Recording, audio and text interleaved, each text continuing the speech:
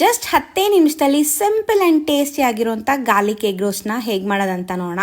ಬಿಸಿ ಅನ್ನದ ಮೇಲೆ ಹಾಕಿ ಕಲಸಿ ತಿಂತಿದ್ರೆ ಅದರ ಟೇಸ್ಟೇ ಬೇರೆ. ಮೊದಲಿಗೆ ಒಂದು ಸಿಂಪಲ್ ಮಸಾಲೆನ ರೆಡಿ ಮಾಡ್ಕೋಬೇಕು. ಬೆಳ್ಳುಳ್ಳಿ, ಧನಿಯಾ ಪುಡಿ, ಖಾರದ ಪುಡಿ, ಅರಿಶಿನ ಪುಡಿ, ಜೀರಿಗೆ, ಉಪ್ಪನ್ನ ಹಾಕ್ಕೊಂಡು ತರಿಯಾಗಿ ಚಚ್ಚಿ ಸೈಡಲ್ಲಿ ಇಟ್ಕೋಬೇಕು. ಹಳೆ ಲೈಟರು ಬೆಂಕಿ ಪಟ್ಟನ ಯೂಸ್ ಮಾಡಿ ಸಾಕಾಗಿದೆಯಾ? ಇಲ್ಲಿದೆ benkibro.com ಅವರ ಎಲೆಕ್ಟ್ರಿಕ್ ಲೈಟರ್.